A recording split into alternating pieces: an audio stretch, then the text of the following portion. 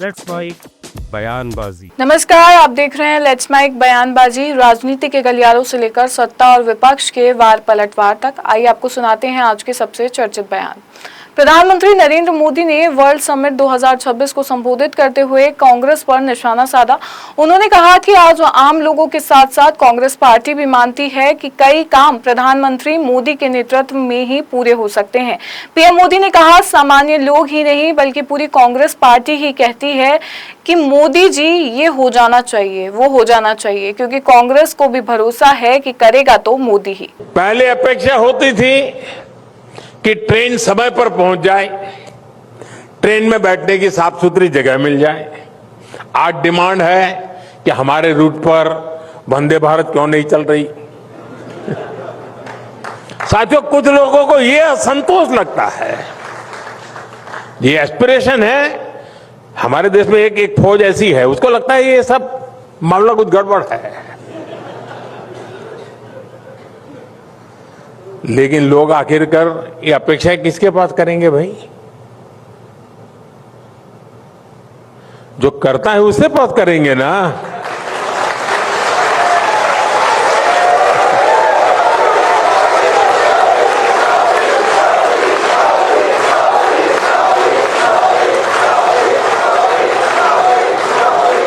सामान्य लोग भी नहीं, पूरी कांग्रेस पार्टी कहती है कि जरा मोदी जी ये हो जाना चाहिए, होना चाहिए, कहते रहते ना। उनको भरोसा है करेगा तो यही करेगा।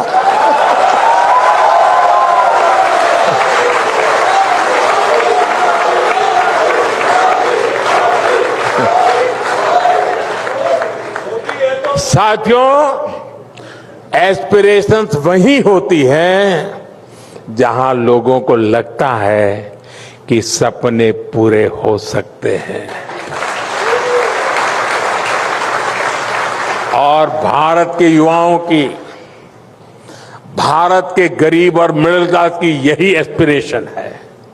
समाजवादी पार्टी के सांसद अवधेश प्रसाद ने लखनऊ में कोचिंग संस्थान में आग लगने की घटना पर दुख जताते हुए सरकार से पीड़ित परिवारों को आर्थिक सहायता देने और मामले की उच्च स्तरीय जांच कराने की मांग की है। सांसद अवधेश मीणा ने कहा कि राजधानी लखनऊ में हुई ये घटना बेहद दुखद और हृदय विदारक है। आग की इस घटना में कई लोगों की जान गई और कई अन्य घायल हुए हैं। उन्होंने सरकार से मांग की कि पीड़ित परिवारों को उचित मुआवजा दिया जाए, घटना की निष्पक्ष जांच कराई जाए और लापरवाही के लिए जिम्मेदार लोगों के खिलाफ सख्त कार्रवाई की जाए और भविष्य में ऐसी घटनाओं की पुनरावृत्ति रोकने के लिए सुरक्षा मानकों को सख्ती से लागू किया जाए। ये बड़ा दुखद घटना है। इसमें परिवारजनों के प्रति हमारी पूरी संवेदना है। भगवान इनके इस पहाड़ जैसे मुसीबत को सहन करने की क्षमता दें। सरकार से मांग करता हूं कि इनके परिवारजनों की आर्थिक सहायता दी जाए। और ये मामला जहां तक मुझे याद है या जानकारी है, ये राजधानी स्थित लखनऊ की ये पहली घटना इस तरह की है।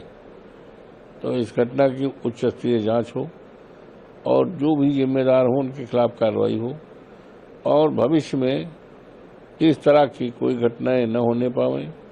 पूर्व मुख्यमंत्री अशोक गहलोत ने पंचायती राज और स्थानीय निकाय चुनावों में देरी तथा बजट कटौती को लेकर राज्य सरकार पर निशाना साधा।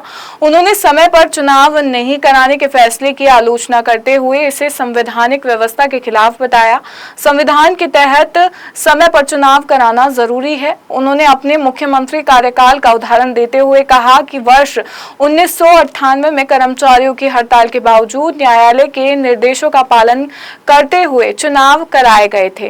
गहलोत ने आरोप लगाया कि मौजूदा सरकार चुनावों में हार के डर से पंचायत और नगर निकाय चुनाव नहीं करवा रही है। उन्होंने कहा कि संवैधानिक संस्थाओं और न्यायालय के निर्देशों का सम्मान किया जाना चाहिए। चुनाव नहीं करा पा रही है, दूसरा बजट में भी कटौती करते हैं। देखिए, उसको तो पूरे प्रदेशवासियों को कंडेम करना चाहिए, क्योंकि संविधान के अंतर्गत चुनाव करना आवश्यक है। जब 98 में मैं था मुख्यमंत्री, जब स्ट्राइक हो गई थी कर्मचारियों की, तो मैंने भी ट्राई किया था कि अभी चुनाव पोस्टपोन हो जाए, क्योंकि कर्मचारी स्ट्राइक पे तो कैसे चुनाव करवाएंगे। तो हाईकोर्ट का आदेश आ गया, नहीं चुनाव आपको करवानी पड़ेगी, तो कैसे करवाओ। हमने फिर सबके और जो अधिकारी थे, कर्मचारी थे, सबके सहयोग से हमने चुनाव करवा के दिखा दिए, चुनाव जीत भी गए। इनको चिंता सता रही है कि हम बिल्कुल साफ हो जाएंगे नगर निकायों में और पंचायतों में। इस कारण से हाईकोर्ट, सुप्रीम कोर्ट के आदेश के बाद में भी ये चुनाव नहीं करवा रहे। जब संविधान की आप आज्ञा नहीं मानते हो तो आपको सरकार में रहने का कोई अधिकार नहीं है। इस सरकार को बर्खास्त करने लायक सरकार ये है। अब वो बात जुदा है कि देश में जो माहौल है, केंद्र में इनकी सरकार है, डबल इंजन की सरकार का नारा दे रखा है, कौन इनको बर्खास्त करे। वरना गवर्नर रिकमेंडेशन करे, चुनाव नहीं करवा रहे सरकार को बर्खास्त करो, राष्ट्रपति के पास सरकार बर्खास्त हो। राजस्थान विधानसभा में नेता प्रतिपक्ष टीकाराम जूली ने समान नागरिक संहिता को लेकर भाजपा पर निशाना साधा। टीकाराम जूली ने कहा कि भाजपा शासित कई राज्य अलग अलग समय पर यूसीसी से जुड़े कानून ला रहे हैं। उन्होंने कहा कि अगर इस कानून की आवश्यकता है तो इसे पूरे देश में लागू किया जाना चाहिए, लेकिन चुनावी लाभ के लिए इसे मुद्दे के रूप में इस्तेमाल नहीं किया जाना चाहिए। नेता प्रतिपक्ष ने राजस्थान के मुद्दों का जिक्र करते हुए कहा कि प्रदेश में खेजड़ी संरक्षण कानून की मांग लंबे समय से उठाई जा रही थी और विधानसभा में इस संबंध में आश्वासन भी दिया गया था, लेकिन अब तक कानून नहीं बनाया गया। उन्होंने राज्य की कानून व्यवस्था, महिला सुरक्षा और जनहित के मुद्दों पर सरकार को घेरते हुए कहा कि इन विषयों पर अधिक ध्यान देने की जरूरत है। देखिए, सबसे पहले तो मैं ये समझता हूं, अगर बीजेपी शासित सारे राज्य अलग अलग समय में ये कानून लेके आ रहे हैं, तो अगर इनको लगता है कि इस कानून की जरूरत है तो देश के अंदर कानून आना चाहिए। क्यों बार बार हर जगह जो है चुनावी फायदा उठाने के लिए एक राजनीतिक हथियार के रूप में इसको इस्तेमाल करते हैं। जहां तक बात है आज के समय की, तो यहाँ सबसे बड़ी डिमांड राजस्थान के अंदर खेजड़ी बचाओ कानून की थी, जिसके लिए विधानसभा के अंदर इन लोगों ने आश्वस्त किया। इनके 3 मंत्री जाके बीकानेर के अंदर, जहाँ साधु संतों का बहुत बड़ा धरना चल रहा था, उसमें जाके यस भी करके आए कि हम इसका कानून बनाएंगे, लेकिन नहीं बनाया। ये लोग एक एजेंडा फिट करके चलते हैं। समय समय पर जाति धर्म की बात होती रहे, हिंदू मुस्लिम होता रहे, यानी किसी कास्ट की बात होती रहे और इनको राजनीतिक फायदा मिलता रहे। कर्नाटक सरकार के कैबिनेट विस्तार को लेकर भाजपा सांसद तेजस्वी सूर्या की आलोचना पर मंत्री प्रियंक खड़गे ने प्रतिक्रिया देते हुए कहा कि मंत्रिमंडल में कौन शामिल होगा और किसे कौन सा विभाग दिया जाएगा, ये मुख्यमंत्री और पार्टी का अधिकार क्षेत्र है। उन्होंने कहा कि भाजपा नेताओं को इसमें हस्तक्षेप करने का कोई अधिकार नहीं है। उन्होंने तंज कसते हुए कहा कि अगर भाजपा नेता मंत्रियों के चयन को लेकर इतने चिंतित हैं तो कांग्रेस उनसे ही पूछ सकती है कि वह किसी मंत्री बनाना चाहते हैं और कौन से विभाग दिए जाने चाहिए। खड़गे ने कहा कि कर्नाटक सरकार और राज्य की जनता के प्रति मंत्रियों की जिम्मेदारी तय करना मुख्यमंत्री और पार्टी नेतृत्व का फैसला है। We'll do one thing. We'll ask Mr. Surya and rest of the BJP MPs and MLAs to give us who they want as ministers and what portfolio they should give. Let BJP decide what portfolios Congress MLA should have. It's none of his business. Who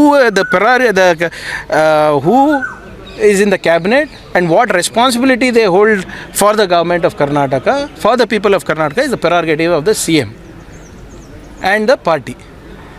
So if he has a problem with who is going to become minister, it's his problem, not the Congress's problem. And we have nothing to learn about Bangalore. What has he done for Bangalore? Name 5 things. Name 5 things that they have done by themselves. See, I think Mr. Surya wants to be a MOS or something in the cabinet. In the reshuffle there, he's trying to please his bosses. Let it do. पूर्व मुख्यमंत्री अशोक गहलोत ने राजनीतिक दलों के बीच विधायकों और सांसदों की खरीद फरोख्त के आरोपों को लेकर बड़ा बयान दिया। जोधपुर के सर्किट हाउस में प्रेस वार्ता के दौरान अशोक गहलोत ने कहा कि देश में जनप्रतिनिधियों की खरीद फरोख्त की स्थिति चिंताजनक हो गई है। उन्होंने आरोप लगाया कि घोड़े, गधे, भैंस और बकरियां जैसे बिकते हैं, उसी प्रकार एमएलए और एमपी बिक रहे हैं। गहलोत ने राजनीतिक दलों पर लोकतांत्रिक मूल्यों का कमजोर करने का आरोप लगाया और कहा कि सत्ता के लिए जनप्रतिनिधियों को खरीदने की प्रवृत्ति लोकतंत्र के लिए खतरा है।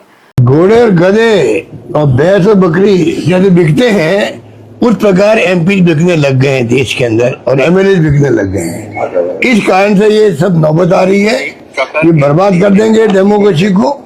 अगर पब्लिक नहीं चाहती अभी भी, युवा पीढ़ी आगे नहीं आई तो पता नहीं देश का भविष्य क्या होगा, मैं कह सकता हूं। आम आदमी पार्टी के राष्ट्रीय संयोजक अरविंद केजरीवाल ने राम मंदिर से जुड़े दान और प्रबंधन को लेकर सवाल उठाए। केजरीवाल ने आरोप लगाया कि राम मंदिर में दान की बड़ी राशि और कीमती सामान को लेकर गंभीर दावे किए जा रहे हैं।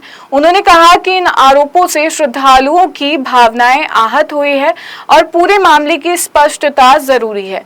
उन्होंने कहा कि मंदिर का संचालन एक ट्रस्ट के माध्यम से किया जाता है और ट्रस्ट की कार्यप्रणाली को लेकर लोगों के मन में कई सवाल हैं। केजरीवाल ने ट्रस्ट के महासचिव चंपत राय को लेकर भी सवाल उठाए और उनके बारे में जानकारी सार्वजनिक करने की मांग की। राम मंदिर में अरबों रुपए के चढ़ावे की चोरी हो गई। बता रहे हैं कि लगभग 200 करोड़ रुपए का तो कैश चोरी हो गया। आप जाते हो ना मंदिर, आप पैसे चढ़ाते हो भगवान जी के सामने, हीरे जवाहरात चढ़ाते हो। लगभग 200 करोड़ रुपए का तो बताते हैं कि कैश ही चोरी हो गया। कई सारे हीरे जवाहरात के बक्से चोरी हो गए। इसकी वजह से जैसे जैसे बात फैलती जा रही है, हर राम भक्त, हर सनातनी बहुत ज्यादा दुखी है। मैंने बहुत लोगों से बात की, लोगों के मन में बहुत सारे प्रश्न हैं कि ये क्या हो गया, लेकिन मोटे मोटे तौर पे 5 प्रश्न निकल के आ रहे हैं। आज मैं पहला प्रश्न आप लोगों के सामने रख रहा हूं। अगले 2-3 दिन में बाकी प्रश्न भी आपके सामने रखूंगा। इस मंदिर को एक ट्रस्ट चलाता है और उस ट्रस्ट को प्रधानमंत्री कार्यालय द्वारा बनाया गया था। इस ट्रस्ट में एक व्यक्ति है चंपत राय। चंपत राय जनरल सेक्रेटरी है, वो सर्वे सर्वा है, पूरा मैनेजमेंट उसके हाथ में, वही मंदिर चलाता है। सबसे ज्यादा आरोप उसी के ऊपर लग रहे हैं। कौन है चंपत राय, कहां से आया ये, क्या चीज है ये? ना कोई संत है, ना कोई महात्मा है। कौन है, किसका आदमी है ये? बड़े बड़े नाम लिए जा रहे हैं, इसका आदमी है, उसका आदमी है, उसका आदमी है, बड़े बड़े नाम लिए जा रहे हैं। कौन है चंपत राय? उत्तर प्रदेश में राम मंदिर दान से जुड़े कथित गबन मामले को लेकर उत्तर प्रदेश सरकार के मंत्री ओम प्रकाश राजभर ने प्रतिक्रिया देते हुए कहा कि मामले की जांच के लिए विशेष जांच दल का गठन किया गया है और जांच प्रक्रिया जारी है। उन्होंने कहा कि जांच में जो भी दोषी पाया जाएगा उसके खिलाफ कार्रवाई की जाएगी। उन्होंने कहा कि सरकार और न्यायालय दोनों की इस मामले पर नजर है और किसी भी तरह की अनियमितता पाए जाने पर नियमानुसार कदम उठाए जाएंगे। राम मंदिर दान मामले को लेकर उठ रहे आरोपों के बीच सरकार की ओर से जांच प्रक्रिया पर जोर दिया गया है। वहीं मामले में जांच रिपोर्ट आने के बाद ही पूरी स्थिति स्पष्ट हो सकेगी। देखिए, एसआईटी टीम गठित है, जांच हो रही है। जांच में जो भी दोषी पाया जाएगा उसके खिलाफ कार्रवाई होगी और उसमें सरकार की भी निगाह हो गई है और न्यायालय का भी उस पर नजर है। कांग्रेस नेता इमरान मसूद ने लखनऊ के कोचिंग संस्थान में आग लगने की घटना पर दुख जताते हुए कोचिंग संस्थानों में सुरक्षा व्यवस्था मजबूत करने की मांग की। इमरान मसूद ने कहा कि ये बेहद दुखद घटना है। उन्होंने कहा कि जिन माता पिता ने अपने बच्चों को ऐसी स्थिति में खोया है या उन्हें मौत के मुंह में जाते देखा है, उनके दर्द की कल्पना करना भी मुश्किल है। उन्होंने कहा कि इससे पहले दिल्ली में भी कोचिंग सेंटर से जुड़ी ऐसी घटना सामने आई थी। उन्होंने कोचिंग संस्थान संचालकों से सुरक्षा मानकों का पालन करने की अपील करते हुए कहा कि आज जैसी आपात स्थिति से निपटने के लिए हर संस्थान में इमरजेंसी एग्जिट और जरूरी सुरक्षा इंतजाम होने चाहिए। देखिए, बहुत ही दुखद है मासूम बच्चों का, जिन बच्चों के माँ बाप ने उनको अपने सामने मौत के मुंह में देखा, उनके दुख की कल्पना भी नहीं कर सकते। और जिन्होंने अपने लोगों को खोया है उनको क्या दर्द होगा उसकी कल्पना कोई नहीं कर सकता। बेइंतहा दुखद है। इसी तरह से दिल्ली के अंदर कोचिंग सेंटर में हुआ था और एक अभी ये हुआ है। कोचिंग सेंटर वालों को भी अपने नॉर्म्स के ऊपर काम करना चाहिए। ऐसी तंग गलियों के अंदर के जहाँ निकलने का भी रास्ता ना हो। फायर के लिए हमेशा एग्जिट का रास्ता होना चाहिए। मेरे तो घर में भी लास्ट टाइम आग लगी थी, तब उसके बाद मैंने सबक लिया, अपना घर भी ठीक कराया मैंने। तो फायर एग्जिट प्रॉपर, देखिए सबको अपने घरों में भी कुछ नहीं पता कब कहाँ क्या हादसा हो जाए, तो फायर एग्जिट तो जरूर होनी चाहिए। फिलहाल लेट्स माइक बयानबाजी में बस इतना ही। आप बने रहिए लेट्स माइक के साथ। नमस्कार। आप सुन रहे थे let's mind more than radio. Follow कीजिए हमें हमारे सोशल मीडिया प्लेटफॉर्म्स पर।